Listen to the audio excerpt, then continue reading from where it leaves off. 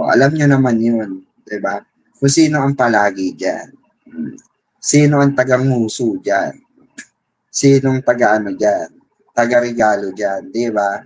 O, kung anak ng newscaster, maman, oo, babae po ba ito? Hmm. Yung anak ng newscaster na kongresista, ano, oo, babae yun. Dating newscaster. Ma'am Kaiselin Pineda, good evening po. Hello. Ayan. Hi po. Hello po. Sabi ni Miguel Lesme. Ayan, shoutout po sa inyo. Diba? Nakakatuwa lang isipin. Na pinag-uusapan pa lang natin siya kagabi, yung mga offer na yan. All of a sudden, may lumabas na ganitong issue. Ala, Senator po ba ngayon yung nanay niya? Oo. Pero yun sa isa, yun yung blind item natin kagabi.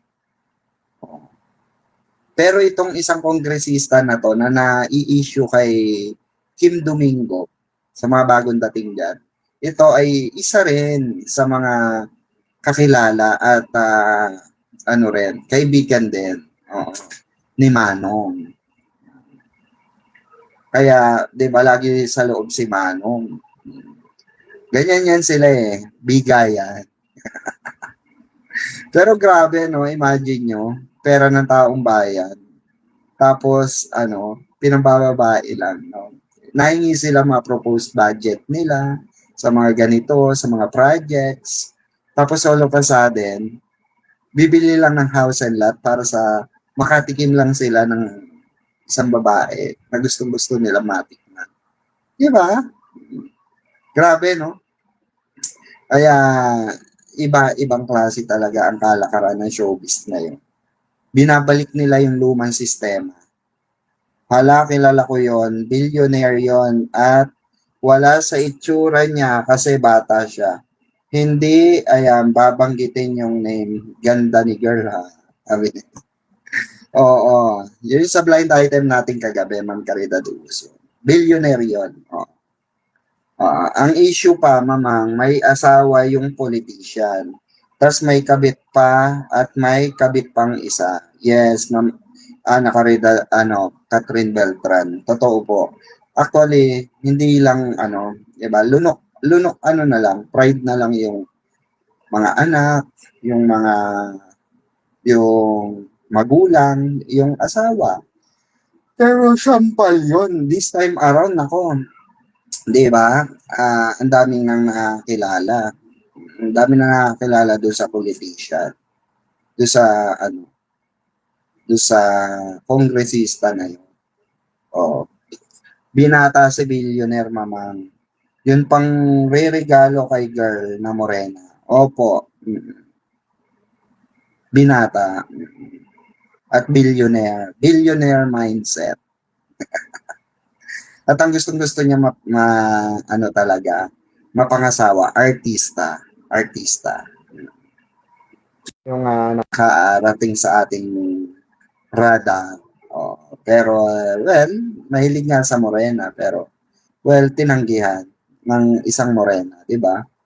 At least tumanggi, di ba? At least tumanggi itong morena na ito. At least hindi siya na, di ba? Hindi siya na tawag doon, hindi siya na punta sa malintahan. Lahat naman sila dyan nagkaka-offer for sure. Lahat ng mga bagong artista ino-offeran yan. Lalo na pag sariwa pa, nako, nagkakanda o gaga yung mga politician dyan. Kaya nga tumatambay si dyan, si Manong. Si billionaire na congressman, seryoso ba siya kay Morena o na-sexyan lang siya? Siguro, may tendency seryoso, may tendency na-sexyan lang. Kasi ayan nakarating nga sa akin offer. Ino-offeran daw. So, meaning to say, pag ino-offeran kasi, meaning to say, lang yun, tikiman portion lang. Titikman ka lang. Pag nasarapan sa'yo, di bahay ka. Ganun ang kalakaran. Buti mamang si Barbie hindi siya natetempt kasi maganda. Oo, di ba, Ma'am Catherine Beltran? Buti na lang. Eto si Barbie talaga, ano diyan, safe sa mga ganyan, 'di ba? At, Diyos ko, alam naman natin na hindi na kailangan ni Barbie Forteza ng mga ganyang offer. Kung o-offeran mo siya ng house and lahat, sasakyan, etc., lahat yan, kaya niyang bilhin. Siguro, for example, kung may mag-offer man kay Barbie, siguro kung magde-demand ang isang Barbie Forteza, kulang yung sinasabi natin lahat, di ba? Oo. Siguro kung, for example, kung may mag-o-offer o ano, at magiging kung tatanggapin, 'di ba? Malamang sa malamang niyan, siguro mga 10 hektarya or 100 hektaryang ano, farm, 'di ba? Ganun yung katumbas, 'di ba? Pero kung ano lang, Diyos ko, yung bahay at lupa lang, sasakyan, nako. Diyos ko, kayang-kayang bilhin ng artista yan. Mm. Kahit sinong, ano, puwera lang sa mga bagong artista. Pero sa mga kagaya kasi ni Barbie na established na ang pangalan. So, parehas lang silang magkapatid na pawok. Sabi ni Ma'am Catherine Beltran. Nalungkot naman ako kay Congressman kung magsalita sa hearing apakatalino at cute kaya siya, sabi ni Ma'am Ana Caridad. Well, ganyan talaga. Ganun talaga, Ma'am Ana Caridad. Ganun talaga ang kalakaran. Ganun talaga ang ika nga ang agos ng politika. Ang agos ng showbiz ay agos din ng politika. Ma'am Ana Caridad Uson. Kaya tandaan nyo, 'di ba? Huwag kayong masyadong ah, bigla-biglang nag-idolize, especially sa mga baguhan. Kilalanin nyo muna. Kasi baka mamaya, 'di ba? Clue matanda lang ng 1 year kay David. Sabi ni Ma'am Ana Caridad Uson. 'Di ba? Si Ma'am Ana Caridad Uson mukhang may alam din, oh. Kaya nga, ito yung sinasabi natin palagi na mas maganda yung swerte tayo na naka-idolize tayo or nag-idolize tayo ng ano, or may hinahangaan tayo na isang artista na kagaya ni David Licauco at ni Barbie Forteza na walang klase ng ganyang issue, di ba? Pagdating sa mga kabit-kabitan, alaga-alaga, di ba? Safe na safe ang artist na sinusuportahan. Pero siguro kung darating yung time na mag-aasawa, 'di ba? So hindi naman natin ano yan, matawag doon. Hindi naman natin mapipilit 'yan or hindi natin matuturuan yung mga 'yan, 'di ba? Kung sino aasawahin nila. Kung sila talaga 'di ba? Serendipity nga 'di ba? Kung sila talaga 'yan, 'di ba? Wala tayong magagawa. Tumatakbo ang oras. Sabi nga tumatakbo ang oras na 'di ba? Tumatakbo ang oras, lahat pwedeng magbago. Hindi sa lahat ng oras pabor sa atin. Yan ang lagi niyong tandaan. Lahat sometimes sa isang pitik lang ng orasan, nagbabago na, 'di ba? Yung buhay nga natin, 'di ba? Minsan nagugulat tayo. Hindi natin nakalain na ay dati lang tayong mandaragat. Dati lang tayong magbubukid, dati lang tayong manglulupa kung tawagin ng ibang tao. Dati lang tayong baluga kung tawagin ng ibang tao. Pero sa isang pitik lang ng orasan, pwede magbago ang lahat, 'di ba? Nagbabago ang lahat. At 'yun, syempre nakasalalay sa atin 'yun. Mm. Kagaya ng pagbabago ng buhay ni Barbie Forteza, pinagtrabahuhan niya yon, pinaghirapan niya. Kung anong meron siya ngayon, estado sa buhay, pangalan, pinangahawakan titulo, di ba? Pinaghirapan niya yon. And no doubt dun sa na yung part na yon. Ganon din naman kay David Licauco. So, lahat pinaghirapan niya, even sa business niya, di ba? So, hindi naman siya gumamit ng ibang politiko na ginawa or para makasalo ng kanyang 'di ba, negosyo or ginamit niya sa negosyo niya. Wala namang ganung tipo or walang temang ganun. Oh. Ang mga basher lang naman nagsasabing ginagamit ni David si Barbie. Well, nasabi ko na dati yan. It's a big no, 'di ba? Kasi ang batayan nila is ginagamit lang sa business para punta ng mga Barda fans. Diyos ko, ilan lang bang araw-araw ba kumakain ng Barda fans sa sobra sa Kuya Korea? Hindi naman, di ba? Dati po ako sa hotel nag-work Ayala, pero hindi ko babanggitin. Totoo yon. Artista, bet na bet ng mga politiko. Kaya naniniwala ako sa low-key. Example, si Martin Rivera, matagal nang may kabit. Ma'am, Ana Caridad Uson. Oh. Mga dalagita po ba ang mga target, ang victim nila? Yes, Ma'am Elaine Santos. Usually yung mga possible, oo, or sometimes yung mga wala ng career. Pag wala ng mga career, ayun, inaalagaan na lang nila. Marami rin yan kahit sa mga lalaki. Maniwala kayo. Kahit sa mga lalaki, meron yan.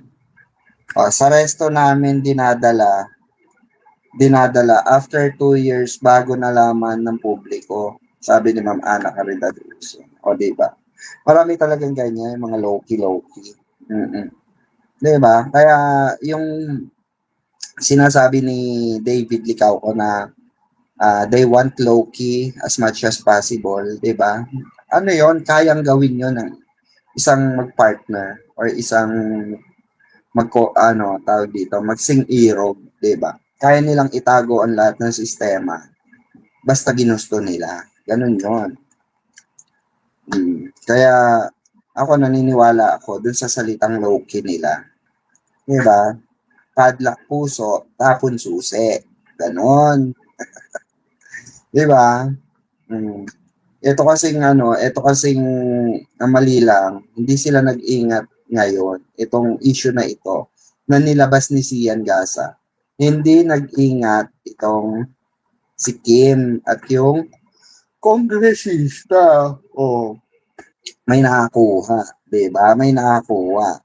Si Manong Chavit, suki namin sa resto. Batang-bata si Rachel Chongso nung naging jowa niya. Di ba? Alam din ni Ma'am Ana Caridad Uson. Taray ni Ma'am Ana Caridad Uson. Sana all, di ba?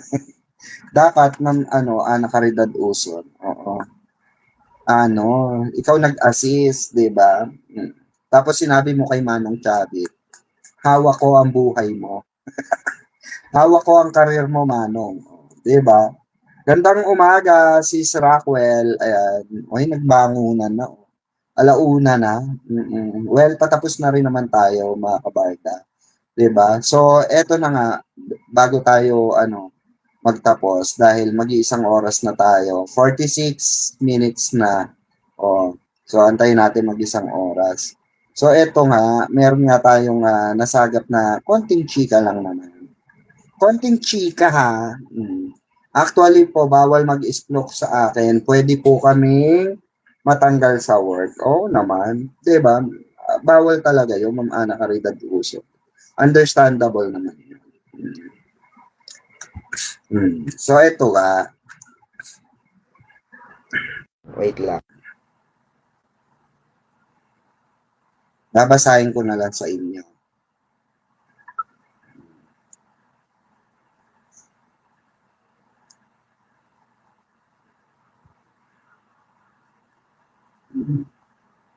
Ito ha, babasahin ko. Wait lang.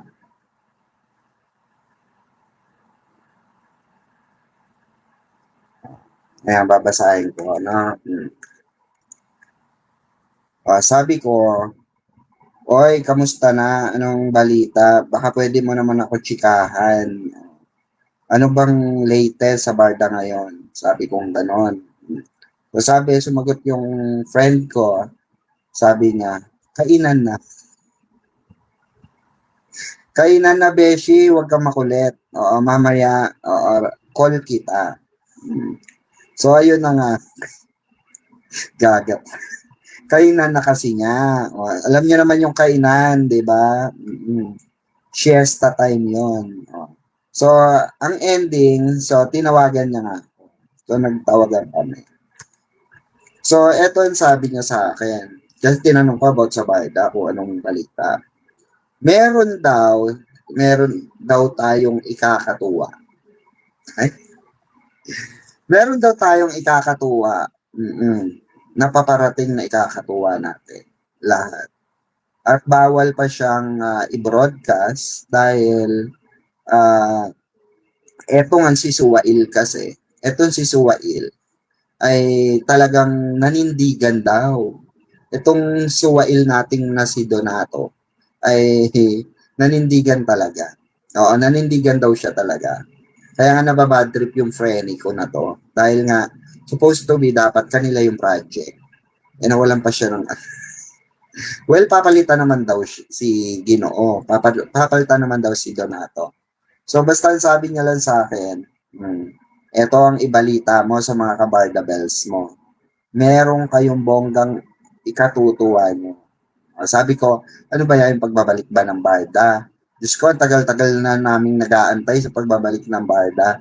Sabi, basta mag-antay kayo, i-announce din yan, sabi sa akin. Basta, ayaw nyo ba yung ikatutuwa nyo? Sabi sa akin, ganun. Basta, antayin nyo, masaya to, sabi ganun sa akin. Masaya ang magiging kalabasan nitong pag-iintay daw natin. Pero 'di ba, mga kabarda, nakakainip na kasi yung mga ganyang klase ng ano. Ako sa totoo lang nababad trip ka. So, mga ganyan na mga na mga 'di ba, Nash? Nakakasawa na rin sa totoo lang, 'di ba? Aminin niyo, kung ako nga kaya nga minsan hindi na ako nagla-live kasi wala namang pag-uusapan. Wala naman akong update or walang update dahil nga yung gusto kasi ng ibang seniors, basta naandyan lang ako, napapanood nila ako, okay na sila. Ganon ang peg nila. Kaya sabi ko nga, doon sa friend ko na, Diyos ko, hanggang kailan pa yung na yan, di ba? Nung dati sabi, oo. CD sabi, CD, yun dati sabi nyo, may may tawag dito, may abangan noong 2025. Sabi naman niya sa akin, yun nga 'di ba? May nga 'di ba? May nagkaroon nga ng diferensya 'di ba? Dahil nga sa sistema, which is sa system nga ang problema. Kasi kung para kay Barbie sa kay David, wala namang problema Ang meron talagang problema diyan, sistema. System. 'Di ba? Na kinabibisit din ng mga artista. Di yan tuloy, nasabihan yung isa, si Donato, na mag-focus muna sa sports at sa business, 'di ba? Kaya sinunod na lang niya, 'di ba? Syempre, commander-in-chief 'yan 'di ba? Alam hindi naman niya sundin yung commander-in-chief. Commander-in-chief na yung nagsalita. Kaya ako, kung ako lang masusunod, no? Gusto ko na mag-aklas. Pero kasi hindi natin pwedeng kalabanin ng network. Mas lalo tayo mahihirapan pag kinalaban natin ang network. Diba? Baka namang mamang ino-okray ka na ng pwede mong joke la. Hindi naman. Actually, siya nga yung nagsabi sa akin ng balita na magfo-focus na nga lang pinagfo-focus na lang si Donato ng kanyang labidabs ng commander-in-chief. Yun daw yung kanilang strategy. Dahil nga suwail na itong isa at ayaw nang tumanggap ng mga ng mga love team. Isa lang daw ang gusto niyang love team, Barbie Fortesa. Totoo yun. At nagkaroon nga raw ng konfrontasyon kasi. Karoon talaga ng konfrontasyon. Totoo yun. At yun ang hindi alam ng ibang fans. Oo. Na nagkaroon ng confrontation sa mga ganyang bagay. Well, tayo lang naman ang nakalam nun. Dahil naikwento lang din sa atin sa loob. Which is, pinatotohanan naman ni David, diba? Pinatotohanan naman ni Donato na magpo-focus muna siya sa sports at sa business niya. Hanggat hindi binabalik. Kasi ang niya, sabi niya, ayon sa ating source, sabi niya gusto niya kung ibabalik siya sa mga partner-partner na yan, kung gusto niya si Barbie lang. Wala namang magawa yung iba. Oh. To be honest, si David, kayang-kaya na niya buhayin yung sarili niya. Kayang-kaya na niya kahit wala show business. Kahit commercial lang, okay na siya. Diba? Hmm. Totoo ba, mamang, may nakakita kay B na nanood siya ng laban ni D? Hindi ko po alam.